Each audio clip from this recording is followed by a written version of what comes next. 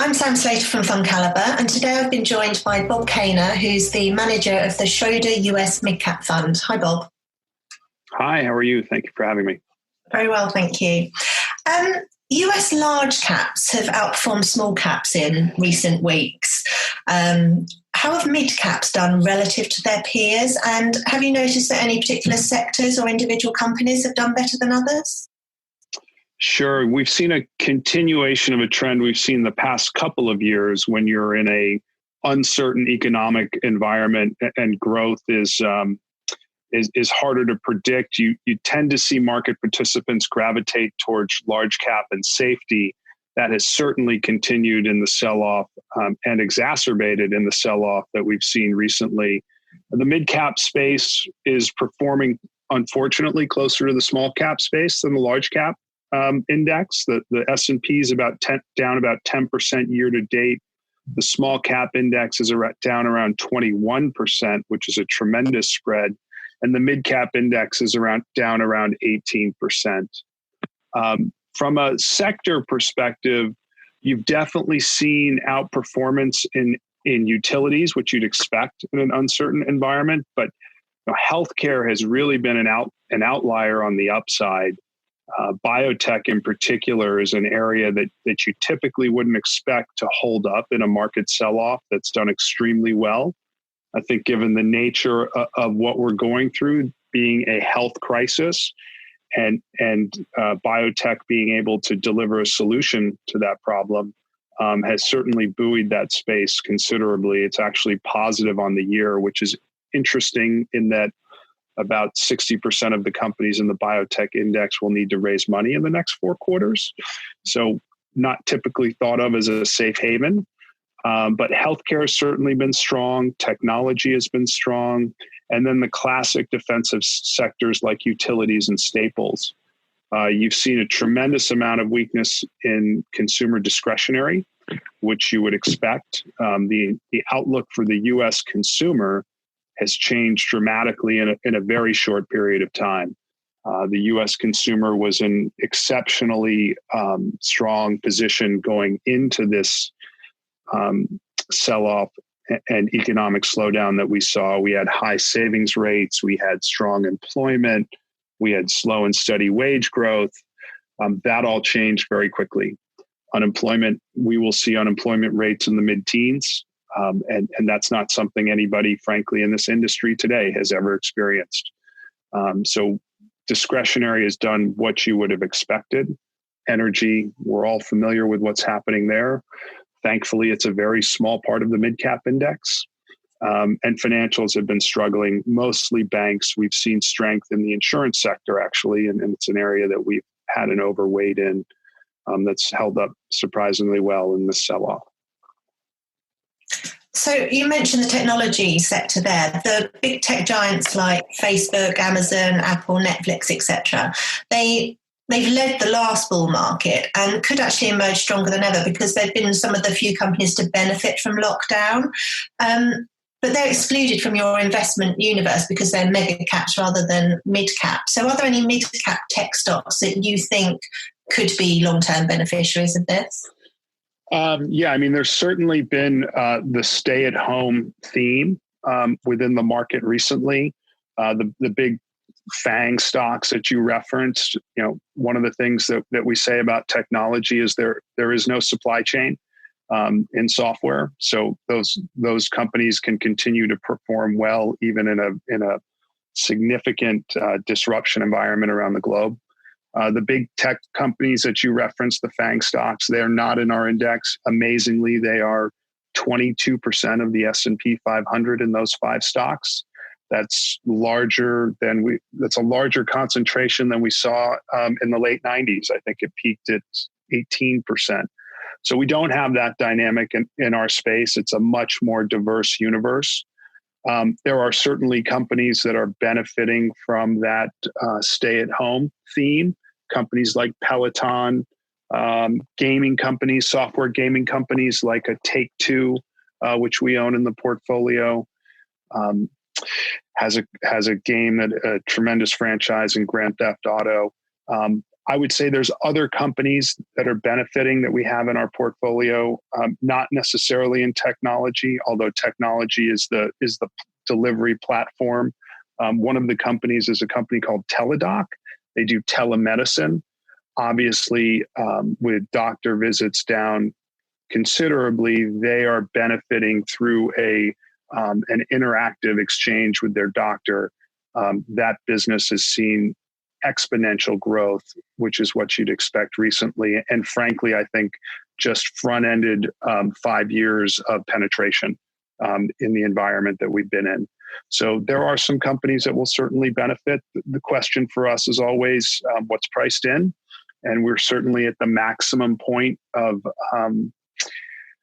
that fear. And I think some of those companies have certainly priced in an environment like this that will extend, well into the future. And our job is to make that assessment when too much is priced in.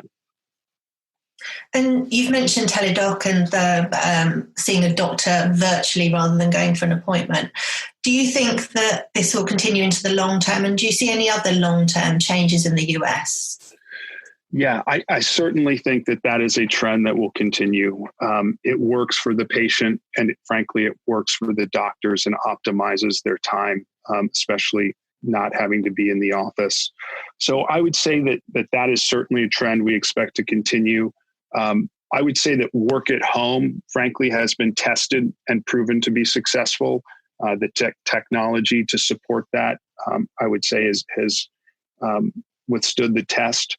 One area that I think was less prepared for this virtual environment, frankly, was education.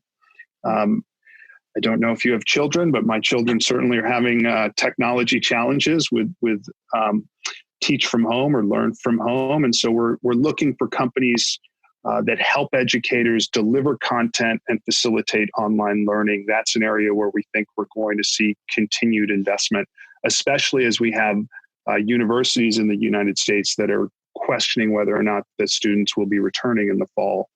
And so I think there'll be pressure for investment around there. I think one of the other really unique areas where we're seeing a structural change in what historically has been a sleepy industry, frankly, is food distribution. In the US, 60% of the food is consumed away from home. In Europe, I believe that number is closer to 20 to 25. So as we've had restaurants closed, shelter in place mandated, frankly, the US grocery distribution channel has not been able to serve that market. The shelves are empty, partly because of hoarding, but partly because the distribution infrastructure is not in place to support eat at home. I think our eat at home trends are going to increase in the United States. I don't think you're going to have 60% of food consumed away from home. And we are identifying companies that can help facilitate that transition to kind of a more eat at home culture than we've seen historically.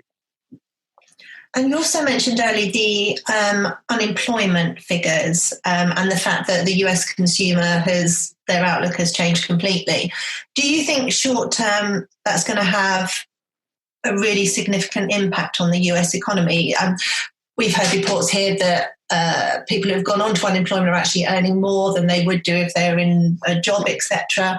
Having to go then back to a job that pays less and being uncertain. Do you think actually that demand is going to be hit for a lot longer than we perhaps expect? So as part of the CARES Act that was passed, I guess a few weeks ago, it feels like a few years ago, the extended unemployment benefits are very, very friendly right now.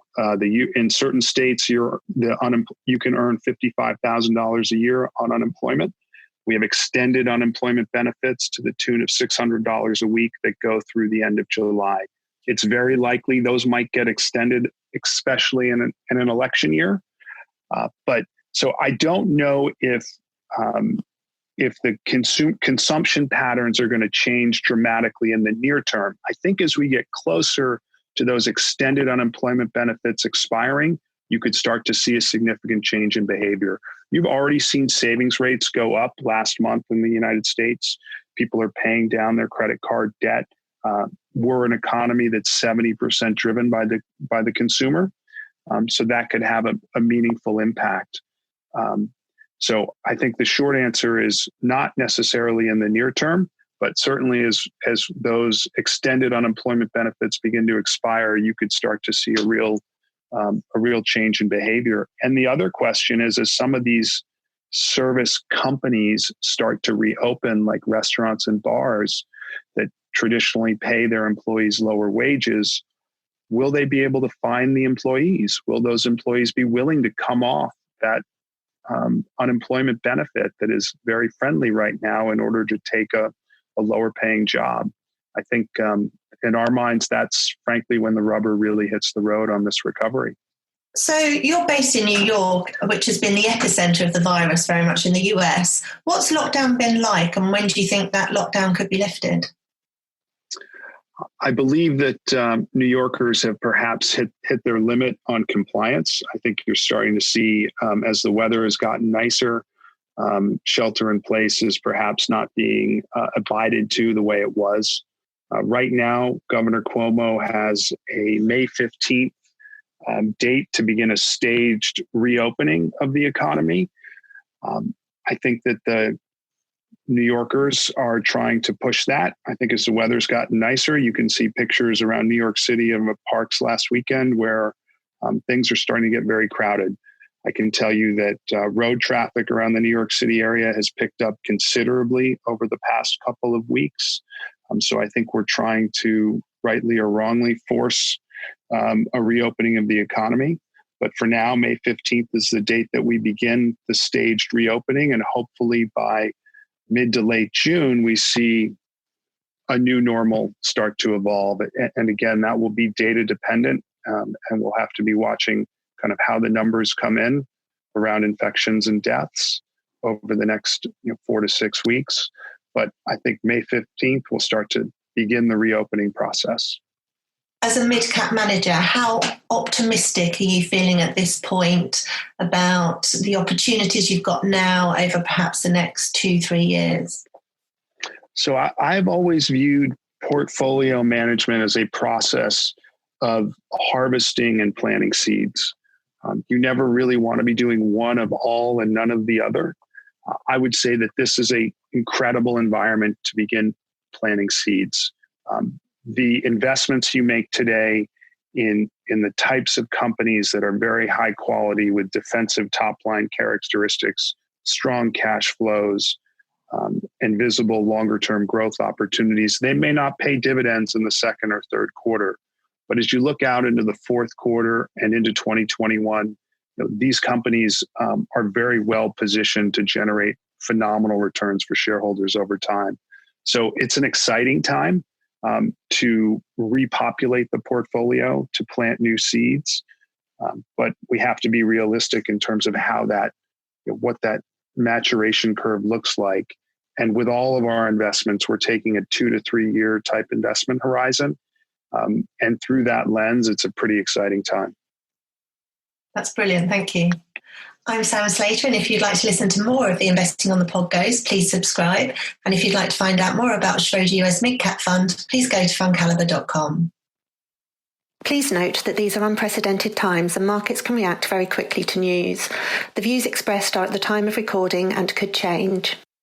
Please remember we've been discussing individual stocks to bring investing to life for you. It's not a recommendation to buy or to sell. The fund may or may not still hold these stocks at the time of your listening.